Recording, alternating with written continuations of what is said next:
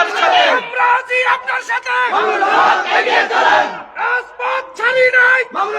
নারায়ে তাকবীর।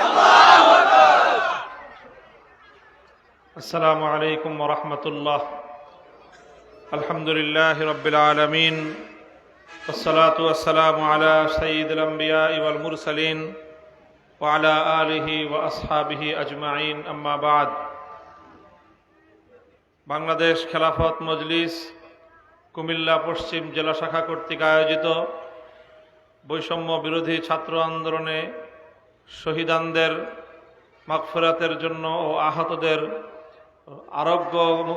আরোগ্য কামনায় দোয়া এবং নৈরাজ্যবাদ বিরোধী আজকের এই পথসভায় উপস্থিত সংগ্রামী সভাপতি, উপস্থিত কেন্দ্রীয় ও জেলা ও স্থানীয় নেতৃবৃন্দ, সমবেত তৌহিদি জনতা, দেশপ্রেমিক এলাকাবাসী, আমি সর্বপ্রথম আজকে ওই সকল শহীদানদেরকে স্মরণ করি এবং তাদের রুহের মাগফিরাত কামনা করি, তাদের শাহাদাত কবুল হওয়ার জন্য দোয়া করি, যাদের আত্মত্যাগ এবং যাদের বুকের তাজা রক্তের বিনিময়ে এ জাতিকে আল্লাহ রাব্বুল আলামিন ফ্যাসিবাদ এবং জালিম শাহীর করাল গ্রাস থেকে মুক্তি দান করেছেন। এই সকল শহীদান যারা বুকের রক্ত দিয়েছেন, অকাতরে নিজেদের প্রাণ বিসর্জন দিয়েছেন, 2024 সালের জুলাই থেকে আগস্টের 5 তারিখ পর্যন্ত এই সংগ্রামেই প্রায় সহস্রাধিক আমাদের ছাত্র জনতা, এমনকি নারী শিশু পর্যন্ত নিহত হয়েছে। রাজপথে যেভাবে তারা পুলিশের বুলেটের আঘাতে জীবন দিয়েছে, ঠিক তেমনিভাবে ছাত্রলীগ যুবলীগের সন্ত্রাসীদের ছোড়া গুলিতে এবং তাদের আক্রমণেও বহু নিষ্পাপ প্রাণ ঝরেছে। এমনকি ঘরের মধ্যে বেডরুমে বাবার কোলে আশ্রিতা ছোট্ট শিশুও রেহাই পায়নি জালিমের জুলুম থেকে। জনগণের টাকা দিয়ে কেনা হেলিকপ্টারে চড়ে আইন শৃঙ্খলা রক্ষাকারী বাহিনীর পোশাক পরিধান করে খুনির ভূমিকায় অবতীর্ণ হয়েছে আওয়ামী পেটোয়া বাহিনী। হেলিকপ্টার থেকে গুলি করে বাসার ছাদে ঘরের মধ্যে অবস্থানরত নিরীহ নারী পুরুষকে তারা হত্যা করেছে। এক কথায় বলতে গেলে একটি সাধারণ দেশের, শান্তিপূর্ণ দেশের সিভিলিয়ানদেরকে, নিরস্ত্র সাধারণ নাগরিকদেরকে এভাবে পাখির মতো গুলি করে হত্যা করার দৃষ্টান্ত এক বর্বর ফেরাউনের যুগ ছাড়া অন্য কোনো সময়ে এই ধরনের বর্বরতার নজির খুঁজে পাওয়া যায় না।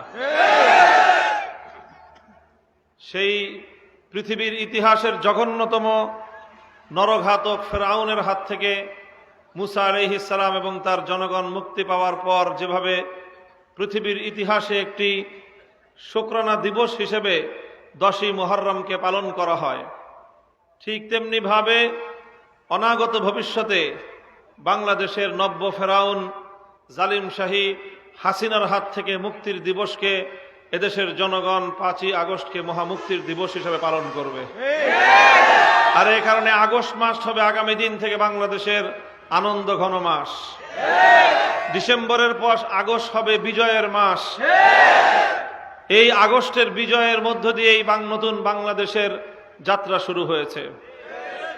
প্রিয় এলাকাবাসী, এই বিজয়কে আমাদের ধরে রাখতে হবে, মনে রাখতে হবে।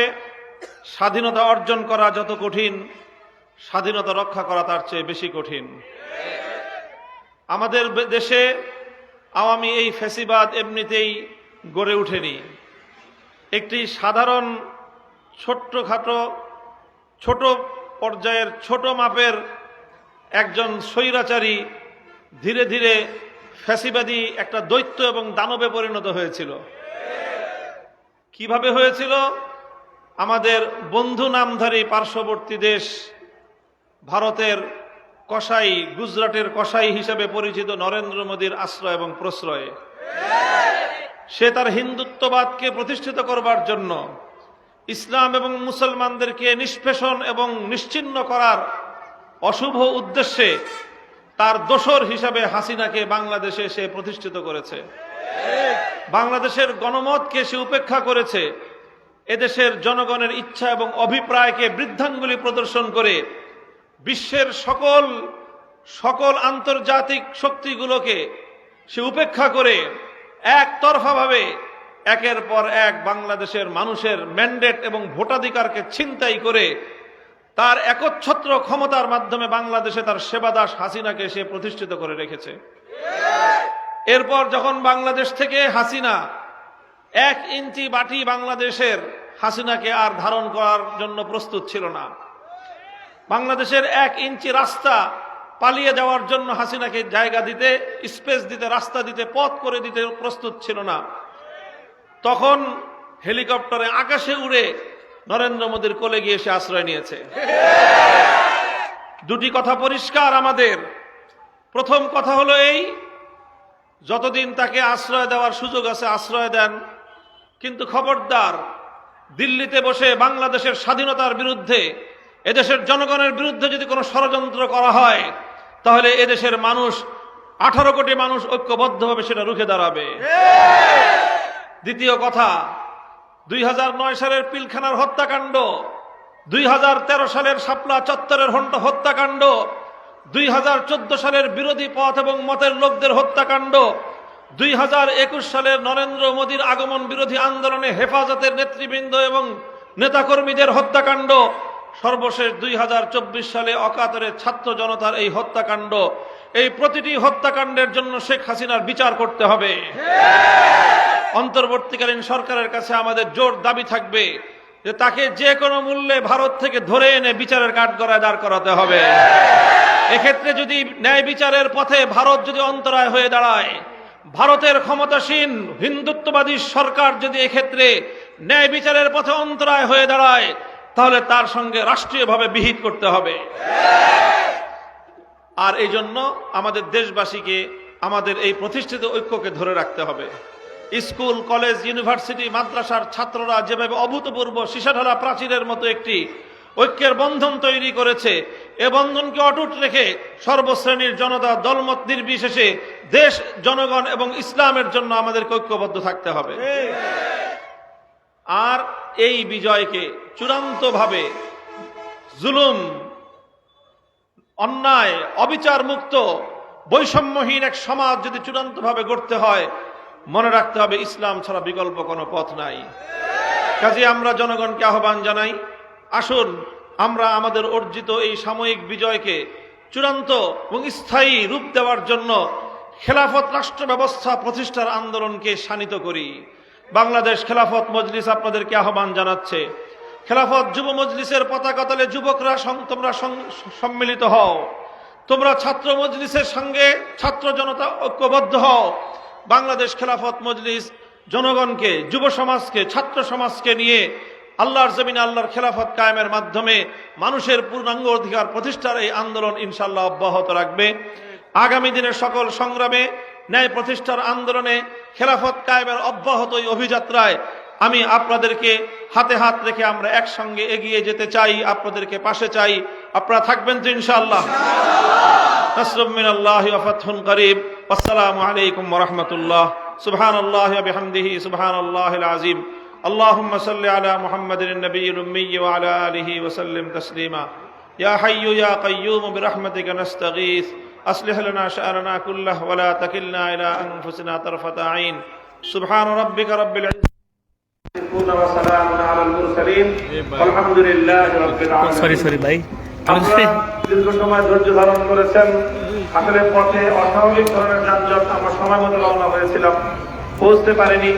আমাদের সামনে আরো 3টা প্রোগ্রাম রয়ে গেছে, এই জন্য এখন আর আমরা আপনাদের মধ্যে অবস্থান করতে পারবো না, চলে যাব। আপনারা সুন্দর করে জোহরের নামাজ আদায় করে যার যার গন্তব্যে ফিরে যাবেন ইনশাআল্লাহ।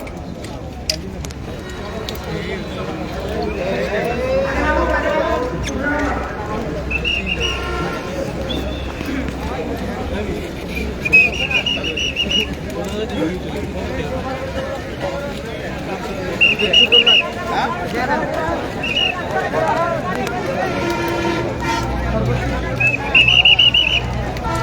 পুটু পুটু পুটু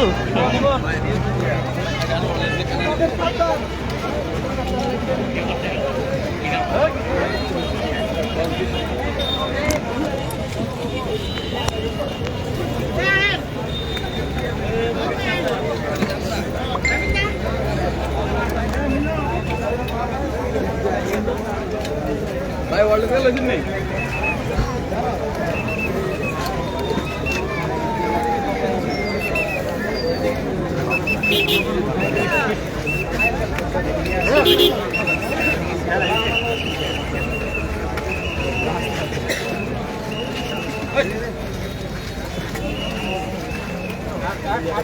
আরে দিলে খাবো দিন